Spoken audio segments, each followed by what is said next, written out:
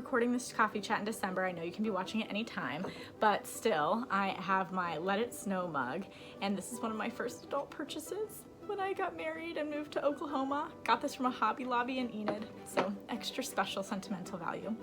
Our coffee chat today, we're gonna be talking about cost of care, and we can't have a conversation about cost of care if we don't talk about alternatives. What happens if you don't pay for home care? So you might have to look at assisted living and a skilled nursing facility. So look at those costs. You can go to the Genworth website and look at their long-term care services calculator, and that'll give you a really good idea for your area what you're looking at in regards to cost.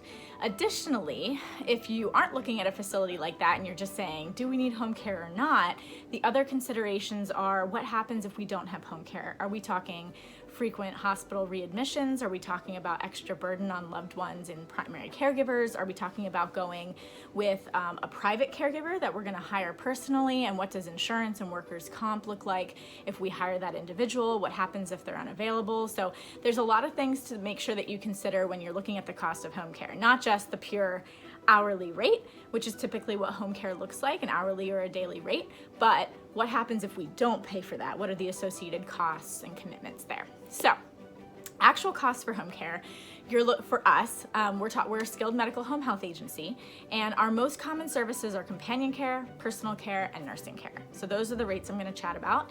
The companion care and personal care are the same rate because we only provide care with home health aides and certified nursing assistants. So no companions, even if it's basic companion care.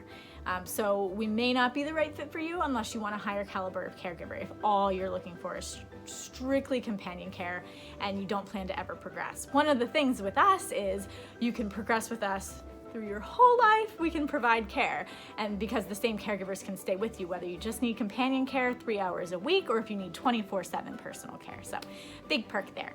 So with companion care and personal care, which is provided by a home health aide or CNA, you're looking at anywhere from $28 to $32 an hour for an individual, and then adding on an additional $6 an hour if it's a couple that lives in the same home or residence. If you're talking about nursing care, we have two different levels of nurses. We have our LPNs, licensed practical nurses, and our RNs, our registered nurses. So LPNs are typically 70 to 90 an hour, and then for every consecutive hour, there's a reduced rate.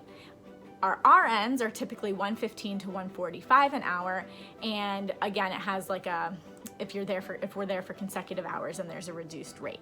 Typically speaking, you don't need consecutive hours of nursing care. So what we'll do with a lot of cases where nursing is necessary, but hopefully we can plan it out, the most common would be our hospice cases. So our supplemental care is required. We have a CNA come in, but they need medications administered via an IV twice a day. Then we can have that nurse scheduled to come out, say an hour in the morning and an hour at night, to administer those medications. The CNA can be there the rest of the time, and that way you're not paying for an absurd amount of nursing care, and it becomes very unaffordable very fast, or can. Additionally, with a lot of these things, the VA has long-term support services. There are long-term care waiver programs in most states that can help pay for this, which is why Medicaid spend down, elder law planning is so important. We have AmeriHealth and Highmark are the ones that administer those plans in Delaware, so you'll want to look at those. Long-term care insurance also will cover these services if you meet the qualifications on your policy. So there are different ways to pay for home care besides straight out of pocket, and we always encourage anyone that is paying out of pocket to be planning for what the future looks like, whether that's speaking with that elder law attorney, protecting your assets, and going forward with an actual plan. So I think that's it.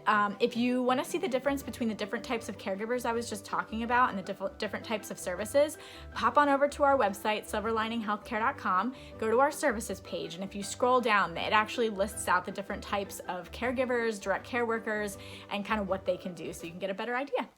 Have a great day.